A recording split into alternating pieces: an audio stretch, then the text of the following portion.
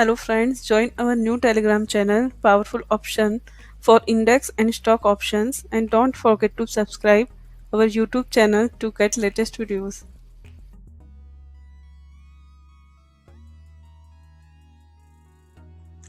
Hello friends. तो आज हम फिर से एक बार आलोक इंडस्ट्री के शेयर के बारे में बात करेंगे।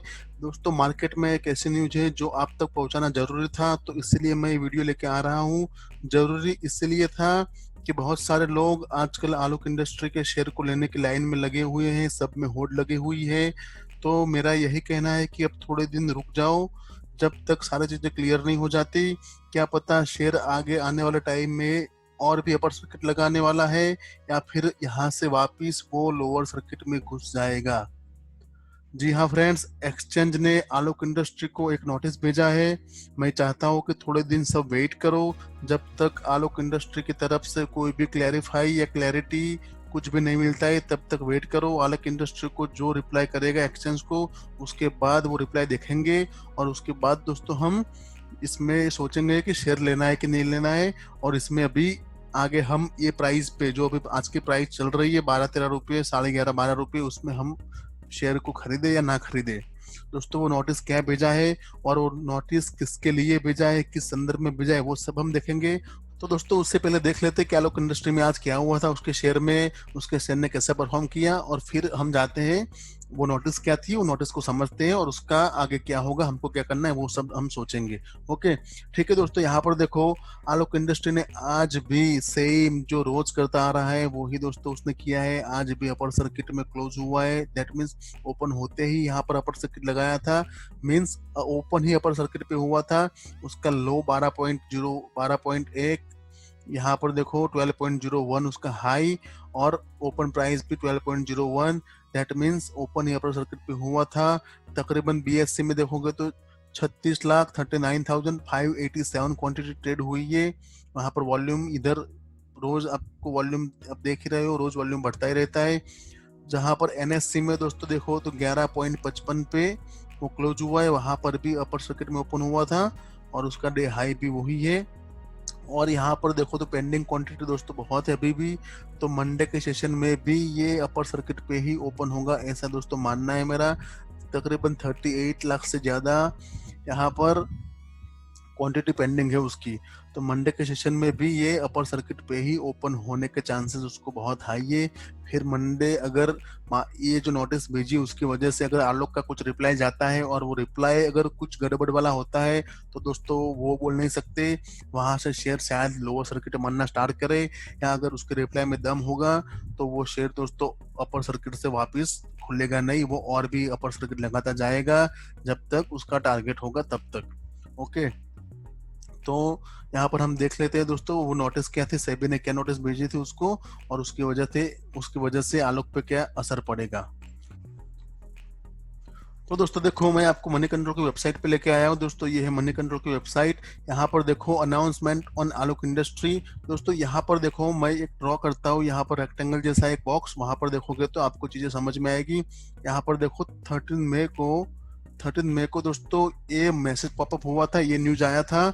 The exchange has sought the clarification from Alok Industry Limited on May 13, 2020, with reference to significant movement in price in order to ensure that investors have latest relevant information about the company and to inform the market so that the interest of the investor is safeguarded. The reply is awaited. दोस्तों, इसका मतलब होता है कि security exchange ने दोस्तों आलोक industry के पास एक क्वेश्चन भेजा है, लेटर भेजा है कि आजकल जो आलोक इंडस्ट्री में चल रहा है, जो लगातार अपर सर्किट पे उसका स्टॉक क्लोज हो रहा है, हर रोज ओपन होते ही अपर सर्किट होती है, इतना अच्छा खासा सिग्निफिकेंट वॉल्यूम रोज आ रहा है, तो वो सब प्रॉपर तरीके से हो रहा है, या फिर उसमें प्रमोटर का या ऑपरेटर का कुछ हाथ है, या आपको कुछ चीजें पता है। तो उन्होंने एक क्वेश्चन उनको किया है।